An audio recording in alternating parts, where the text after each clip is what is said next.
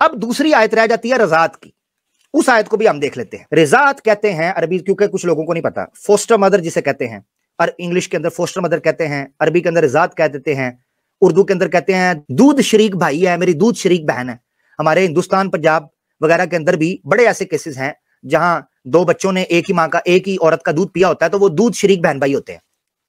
तो हमारे यहां कहा जाता है दूध शरीक, इंग्लिश में कहते हैं फोस्टर मदर, फोस्टर पेरेंट्स, और इस तरीके से अरबी के अंदर कहा जाता है रिजात।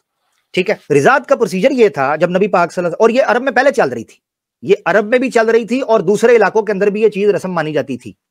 ठीक है, दूध पिलाने वाली दाइयां होती थी, बकायदा दूसरी औरत से दूध पिलाया जाता था और उसको वालदा का ही दर्जा दिया जाता था। दूसरे इलाकों में सिर्फ फर्क ये था कि वो हुर्मत के रिश्ते नहीं मानते थे कि दो बच्चों ने अगर एक मां से दूध पिया है तो वो आपस में शादी नहीं कर सकते या वो बहन भाई हो गए, ये चीज नहीं मानते थे। इस्लाम ने इसका एहतराम किया, अदब किया, और ये पूरा एक मुआशरा उससे तैयार हुआ और बड़े बड़े बड़े कबीलों के आपस में ताल्लुक बने, और ये बड़ा एक टेक्निकल चीज थी सोशली अगर इसको देखा जाए मुआशरती तौर पर। अब रिजात जो है वो स्टार्ट के अंदर पूछा जाता था कितनी बार दूध पिए एक बच्चा या एक बच्ची एक औरत का, तो वो उसके लिए मां का दर्जा रखती है, हराम हो जाती है, और उसके दो दूध शरीक बहन भाई होते हैं वो आपस में एक दूसरे के लिए हराम हो जाते हैं। तो स्टार्ट के अंदर जो आयत उतरी थी वो उतरी थी 10 बार, यानी कोई बच्चा या बच्ची पेट भर के एक औरत का दूध 10 बार पिएगी तो वो उसकी मां बनेगी, और जिस किसी ने भी ऐसे ही उसी औरत का दूध पिया हुआ है वो उसके बहन भाई बन जाएंगे। फिर ये हुक्म तखफीफ होके ये ग्रेजुअली हुआ है, जैसे शराब का हुक्म नहीं, ग्रेजुअली। इसी तरीके से रिजात का हुक्म भी 10 से शिफ्ट हुआ 5 की तरफ, फिर यह हुक्म 5 की तरफ चला गया। अब यहां आकर यह हदीस रुकती है कि 10 से 5 की तरफ गया है। मुल्हिदीन ये कहते हैं कि 5 वाली आयत किधर है, क्योंकि 5 तक तो मनसूख का पता चलता है कि 5वीं आयत आई थी, तो वो आयत तो कुरान के अंदर मौजूद होनी चाहिए थी। मगर इन कमबख्तों को यह नहीं पता कि अगर डिटेल से पढ़ते तो 5 वाला हुक्म भी मनसूख होकर एक ही रह गया हुआ था।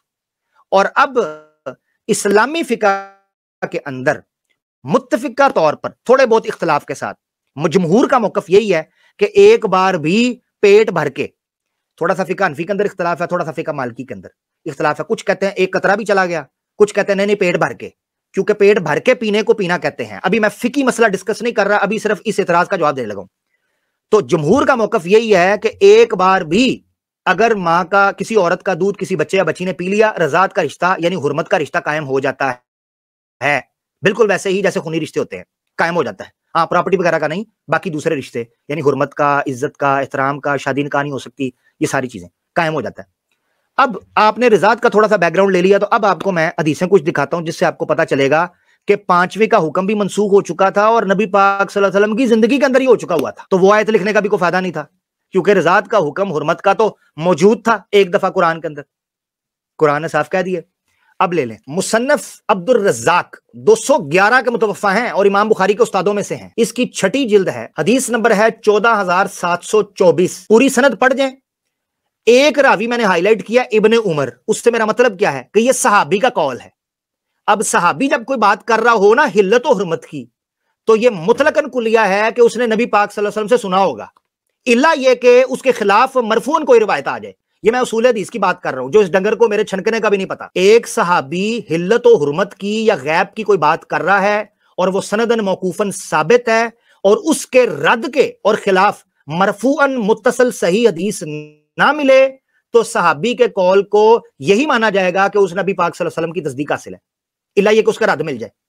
अब इसका रद्द दिखाना आदम सीकर का काम है। तो इब्ने उमर रज़ी अल्लाह ताला अन्हु सहाबी कहते हैं, एक बंदे ने उनसे सवाल किया, सअलहु रजुलन, एक बंदे ने सवाल किया, अतुहर्रिमु रज़अतन औ रज़अतान, क्या आप हराम कहते हैं एक दफा की या 2 दफा की रज़त को, यानी एक बार दूध पी लेना या 2 बार दूध पी लेना। सवाल ये उठ रहा था कि आयत तो 5 तक की मनसूख थी, तो ये बंदा जो ताबी है सहाबी से ये क्यों सवाल कर रहा है कि 1 या 2 बार। इससे पता चलता है कि 5 वाली आयत भी मनसूख हो चुकी थी, जिसका आगे वो जिक्र करेंगे। कहता फ़क़ाल मा नअलमुल उख्ता मिन अर्रिज़ाति इल्ला हरामन, कहते हैं मैं दूध शरीक बहन को हराम के अलावा और कुछ समझते ही नहीं हूं। क्या मतलब था उनका कि एक बार भी अगर किसी बच्ची ने दूध पी लिया तो रज़ात साबित हो जाती है। फ़क़ाल रजुलन, तो उस बंदे ने कहा, इन्ना अमीरुल मोमिनीना युरीदु इब्न जुबैर, अब्दुल्लाह बिन जुबैर जो उस वक्त मक्का के अमीर बने हुए थे, उन्होंने कहा कि वो तो कुछ और राय रखते हैं, यज़अमु अन्नहु ला तुहर्रिमु रज़अतुन वला रज़अतान, वो तो ये कहते हैं कि ना एक दफा दूध पीना हराम करता है ना दो दफा। अब इब्ने उमर का जवाब सुनिएगा। इब्ने उमर कहते हैं कज़ाउल्लाहि खैरुन मिन कज़ाइका व कज़ाए अमीरुल मोमिनीन। अल्लाह का हुक्म तेरे हुक्म से भी और तेरे अमीरुल मोमिनीन के हुक्म से भी ऊपर है। क्या पता चला कि अल्लाह ने यह हुक्म नाजिल कर दिया था कि 5 रज़तें भी मनसूख हो चुकी हुई हैं, वरना इब्ने उमर ये कैसे कह सकते थे कि अल्लाह का हुक्म कैसे कह सकते थे? 1 रज़त को, 2 रज़त को, 5 से कम रज़तों को अल्लाह का हुक्म कैसे कह सकते थे? दूसरी रिवायत ले लो, यह ताबी का कौल है जो उसकी तस्दीक करता है, और यह ताबी छोटा ताबी नहीं है। 106 हिजरी के अंदर इनकी वफात हुई है। लंबी उम्र इन्होंने पाई है और हजरत आयशा के शिगिर्दों में से हैं।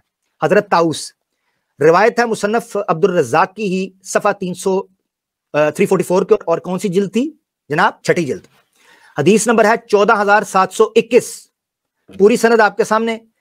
अब वो क्या कहते हैं? कहते हैं इन्नहुम यज़अमून अन्नहु ला युहर्रिमु मिनर रिज़ा दूना 7 रज़आतिन सुम्मा सारा ज़ालिका इला 5। वही किस्सा जो मैंने आपके सामने डिटेल में पहले बयान कर दिया।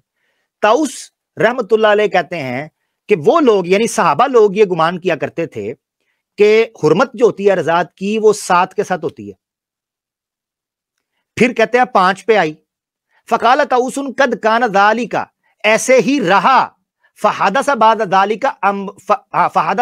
ज़ालिका अम्रुन जाअत तहरीम, उसके बाद एक हुक्म आ गया कि जिसने कुली तौर पर हुर्मत कर दी। अल मर्रतुल वाहिदतु तुहर्रिमु, फिर एक दफा का ही पीना हराम हो गया, यानी एक दफा को बच्चा दूध पिएगा, हिल्लत रज़ात का हुर्मत का रिश्ता जो है वो इंप्लीमेंट हो जाएगा, इन्फोर्स हो जाएगा, एक्टिव हो जाएगा। इससे यह चीज पता चलती है कि नबी पाक सल्लल्लाहु अलैहि वसल्लम के जमाने ही 5 रज़तों वाली जो आयत थी वो भी मनसूख हो चुकी थी, और उस पर एक चीज का हुक्म आ चुका था, यानी एक मर्तबा पीने का। अच्छा, अभी भी यकीन नहीं आया तो जिन्होंने रज़ात की रिवायत बयान की है, मेरी मुराद आयशा, कि जिस हदीस के बकौल उनकी बकरी ने 2 आयतें खाई हैं, उन्हीं की हदीस ले लेते हैं। आजो, रज़ाक की हदीस है 14,733 सफ़ा 345 और 46 के ऊपर। पूरी सनद पढ़ जाएं, पूरा वाकया है। सालम बिन अब्दुल्ला थे, उन्होंने बयान किया आयशा ने मुझे भेजा अपनी बहन के पास रज़ात कबीर के लिए, पूरा वाकया। उसके बाद वो कहते हैं कि सालिम ने फरमाया कि हजरत आयशा का ये कहना था कि लक़द काना फी किताबिल्लाहि अशरा रज़ातिन, किताबुल्लाह के अंदर 10 रज़ातें हुआ करती थीं। सुमरुदा दालिका इला 5, फिर वो 5 की तरफ लौट गईं, यहां आकर बस हुई। उसके बाद का जुमले पर गौर करना, कहती है वलाकिन मिन किताबिल्लाहि, मगर किताबुल्लाह में वही रह गया मा कुबी ज़मान नबी, जो नबी पाक सल्लल्लाहु अलैहि वसल्लम की वफात तक था। और इस हदीस से यह पता चलता है कि हजरत आयशा के बकौल भी 5 रज़ातों वाली हदीस आयत जो है वो मनसूखुत तिलावा और मनसूखुत हुक्म भी हो चुकी थी, और वही कुछ बचा था जो नबी पाक सल्लल्लाहु अलैहि वसल्लम ने अपनी वफात तक छोड़ दिया था, उसी हुक्म के ऊपर अमल हो रहा था। अच्छा, चूंकि ये रज़ात की हदीस सही मुस्लिम के अंदर भी 3 जगह पर आई है, जैसे मैंने आपको पहले दिखाया भी था, तो सही मुस्लिम की मुख्तलिफ शुरूहात लिखी गई हैं। एक बड़ी जबरदस्त शरह लिखी है अल्लामा शबीर अहमद उस्मानी साहब ने, जो कि हनफी देवबंदी थे, और उस पर तालीक लगाई है रफ़ी उस्मानी साहब ने, जो मुफ्ती तकी उस्मानी साहब के भाई हैं। और उसका जो आखिरी हिस्सा मुकम्मल किया है रज़ात का चैप्टर, वो किया है मुफ्ती तकी उस्मानी साहब ने, और बहुत बड़े मुफ्ती हैं। उन्होंने इस हदीस से क्या इस्तेदलाल किया है उसका भी एक हवाला मैं आपके सामने रखना चाह रहा हूं। अल्लामा शबीर अहमद उस्मानी साहब ने जो शरह लिखी थी उसका नाम था फतहुल मुल्हिम, शरह अली सही मुस्लिम की शरह पर फतहुल मुल्हिम, और उसका तकमिला यानी कंप्लीशन लिखी, उसका इख्तितामिया लिखा, तकमिला लिखा मुफ्ती तकी उस्मानी साहब ने। उसके मुकदमे के अंदर ही, पहली जिल्द के अंदर ही तकमिला फतहुल मुल्हिम अरबी के अंदर है, और सफ़ा है 46। PDF के अंदर मुफ्ती तकी उस्मानी साहब की आपको ये किताब मिल जाएगी। इन रिवायतों के बाद वो भी ये हुक्म लगाते हैं फहाज़िही रवायतु, जो मैंने अभी पढ़ी है, मिन आयशा से, तकादा तकूनु सरीहतन, ये बिल्कुल साफ कर देती है इस मसले को, फी इस बारे में, अन्ना 5 रज़ातिन कद नुसिखा तिलावतुहा, के 5 रज़ातों की जो तलावत थी वो भी मनसूख हो चुकी थी, कबला आई युक़बिज़न नबीयु, इससे पहले कि अल्लाह के रसूल की वफात हो गई। रसूलुल्लाह की वफात से पहले पहले ये आयतें मनसूख हो चुकी थी। किस रवायत से पता चला? इस रवायत से। यहां तक एक हदीस हमने क्लियर की है सुनन इब्न माजा की, जिसमें इसने बड़क मारकर कहा कि जनाब बकरी वो जो है ना खा गई, और मुसलमानों का कुरान जो है बकरी खा गई।